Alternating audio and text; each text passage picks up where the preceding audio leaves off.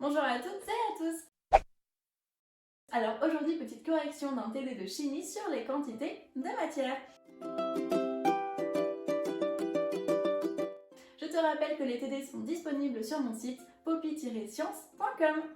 Alors le thème abordé devrait plaire à la plupart d'entre vous. Aujourd'hui, nous allons voir combien il y a de molécules d'éthanol dans une bière de 25 centilitres.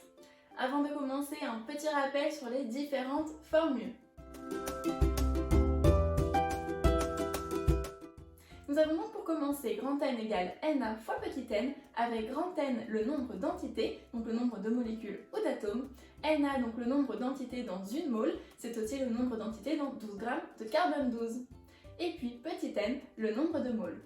Nous rappellerons alors que Na égale 6,022 fois 10 puissance 23 mol moins 1. Petit oubli lors du tournage de la vidéo, la masse molaire est égale à la masse sur le nombre de moles. La masse molaire est en grammes par mole, la masse en grammes et le nombre de moles en moles. Ensuite, nous avons la densité. Donc la densité d'une espèce, donc c'est la masse volumique de cette même espèce sur la masse volumique de l'eau. Et donc qu'est-ce que la masse volumique? La masse volumique, c'est une masse sur un volume, comme son nom l'indique. Et c'est parti pour le premier exercice.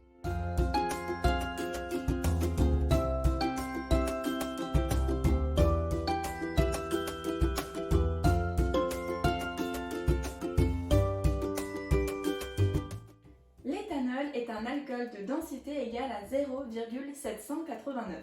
Nous étudions une bière à 5%, c'est-à-dire que pour 1 litre de cette bière, nous avons ml d'alcool pur, c'est-à-dire de l'éthanol.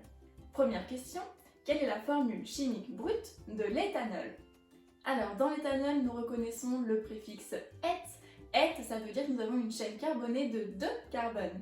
Ensuite, nous reconnaissons donc le suffixe ol, donc qui est la famille des alcools, nous avons donc un groupe hydroxyle OH. Nous devons cela après compléter par les hydrogènes pour avoir le bon nombre de liaisons. Nous savons que le carbone fait 4 liaisons, l'oxygène fait 2 liaisons et l'hydrogène une liaison. Nous complétons alors notre molécule avec 5 hydrogènes de plus. Au total, nous aurons donc 2 carbones, 6 hydrogènes et un oxygène. La formule brute est donc C2H6O. En déduire sa masse molaire. Donc d'après le tableau périodique, nous savons que la masse molaire du carbone est 12, que celle de l'oxygène est 16 et que celle de l'hydrogène est 1. Comme nous avons 2 carbones, 10 hydrogènes et 1 oxygène, nous allons donc faire 12 fois 2, 1 fois 6 et 16 fois 1. On obtient alors 46 grammes par mol moins 1. Calculer la masse volumique de l'éthanol.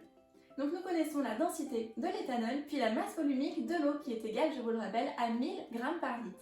Nous pouvons donc utiliser notre formule qui nous dit que la densité de l'éthanol est égale à la masse volumique de l'éthanol sur la masse volumique de l'eau. Grâce à un petit produit en croix, on sait que la masse volumique de l'éthanol est égale à la densité de l'éthanol fois la masse volumique de l'eau. On a donc que la masse volumique de l'éthanol est égale à 0,789 fois 1000 et on obtient 789 grammes par litre. Quatrième question. Calculer la quantité de matière d'éthanol dans une bouteille de bière de 25 centilitres. Alors, on sait bien que pour 1 litre de bière, nous avions ml d'éthanol, soit litres d'éthanol. Nous voulons savoir combien il y a d'éthanol dans 25 centilitres de bière, c'est-à-dire dans 0,25 litres. Nous devons donc faire un produit en croix 0,25 fois 0, qui nous donne 0,0 litres d'éthanol dans 25 centilitres de bière. La masse volumique de l'éthanol est égale à la masse de l'éthanol sur le volume de l'éthanol. Grâce au produit en croix, on trouve alors donc que la masse d'éthanol est égale au volume de l'éthanol fois sa masse volumique. La masse de l'éthanol est alors égale à 89 fois 0. On trouve alors 2,7 grammes. Nous gardons seulement 3 chiffres significatifs car la densité nous a été donnée avec 3 chiffres significatifs. Après ça, nous allons utiliser le fait que la masse molaire est égale à la masse sur le nombre de moles. Nous, ce que nous souhaitons, donc, c'est le nombre de moles. Grâce à un produit en croix, on trouve que le nombre de moles est égal à la masse divisée par la masse molaire. Le nombre de moles est alors égal à divisé par 46. On obtient alors 0,1 mol. Ici, nous gardons que 2 chiffres significatifs car la masse molaire a 2 chiffres significatifs. Et je vous rappelle que concernant les chiffres significatifs, nous gardons le nombre de chiffres significatifs de la grandeur qui en a le moins. Aussi pour arrondir, je vous rappelle qu'après le dernier chiffre, si on a un chiffre entre 5 et 9, alors on arrondit au-dessus, et si on a un chiffre entre 0 et 4, alors on arrondit en dessous. Et c'est fini pour ce premier exercice. Donc dans une bouteille de bière de 25 centilitres, nous avons 0,051 mol d'éthanol. Et c'est parti pour l'exercice 2. L'ibuprofène a pour formule chimique brute C13H18O2. Nous souhaitons savoir combien il y a de molécules d'ibuprofène dans un comprimé de 400 mg. Donc déjà, dès le début, nous allons convertir les 400 mg en grammes, ça nous fait 0,400 g. Au moins, ça c'est fait. Ensuite, pour cet exercice, nous allons procéder en 3 étapes. Première étape, chercher la masse molaire de l'ibuprofène. Deuxième étape, chercher le nombre de moles dans un comprimé d'ibuprofène. Et troisième étape, du coup, chercher le nombre d'entités dans un comprimé. C'est parti donc pour trouver la masse molaire. D'après le tableau périodique, nous savons que la masse molaire du carbone, c'est 12, la masse molaire de l'hydrogène, c'est 1, et la masse molaire de l'oxygène, c'est 16. Nous savons que notre molécule a 13 carbones, 18 hydrogènes et 2 oxygènes. Nous allons donc faire 12 x 13, 1 x 18 et 16 x 2. On obtient alors 21 x 10 g par mol. Je garde volontairement seulement 2 chiffres significatifs car toutes les masses molaires que j'avais étaient avec 2 chiffres significatifs. Maintenant, nous pouvons calculer donc le nombre de moles dans un comprimé. Nous connaissons notre formule qui dit que la masse molaire est égale à la masse divisée par le nombre de moles. Grâce à un petit produit en croix, on sait que le nombre de moles est égal du coup à la masse divisée par la masse molaire. On calcule alors 0,400 divisé par 21 x 10 et on obtient 1,9 x 10 puissance moins 3 mol.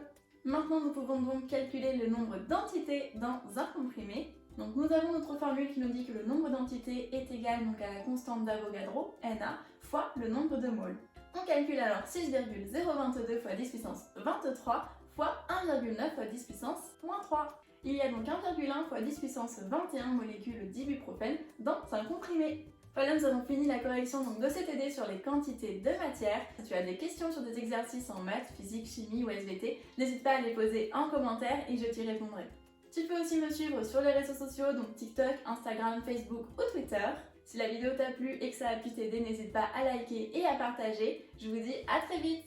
Tu es collégien ou lycéen et tu as besoin de cours particuliers en maths, physique ou chimie, ou encore tu souhaites des fiches de cours, d'exercices et leurs corrigés personnalisés, contacte-moi à l'adresse suivante poppy.science@gmail.com. À très vite.